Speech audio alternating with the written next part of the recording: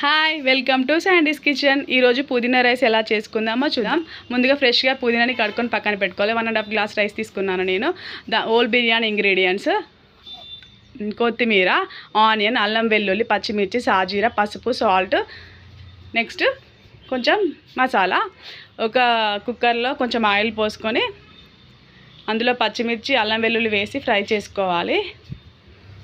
అవి కొంచెం ఫ్రై అయ్యాక అందులోకే పుదీనా వేసుకొని పుదీనాని ఫ్రై చేసుకోవాలి. నెక్స్ట్ కొంచెం కొత్తిమీర వేసుకొని మొత్తం అంతా ఫ్రై అయ్యే వరకు ఫ్రై చేసుకొని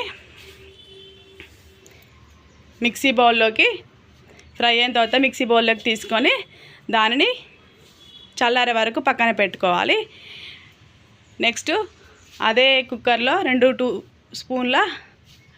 టీ స్పూన్ల అంతా నెయ్యి వేసుకొని, ఆయిల్ కూడా వేసుకోవచ్చు, నేను నెయ్యి వేసుకున్నాను, టేస్ట్ బాగుంటుందని. అందులో సాజీరా, హోల్ బిర్యానీ ఇంగ్రీడియంట్స్ అన్నీ వేసుకొని అది కొంచెం ఫ్రై అయ్యాక అందులోకి ఆనియన్ వేసుకొని ఫ్రై చేసుకోవాలి. నెక్స్ట్ మనం అది చల్లారిన తర్వాత దాన్ని పేస్ట్ చేసుకోవాలి. నెక్స్ట్ ఆ పేస్ట్ని కుక్కర్లో మనం ఆనియన్స్ వేసిన తర్వాత ఆనియన్ ఫ్రై అయ్యాక ఆ పేస్ట్ వేసుకొని ఫ్రై చేసుకోవాలి. నెక్స్ట్ కొంచెం పుదీనాని అందులో యాడ్ చేసుకొని ఫ్రై చేసుకున్న తర్వాత కొంచెం పసుపు వేసుకొని ఫ్రై చేసుకోవాలి. పసుపు ఆప్షనల్.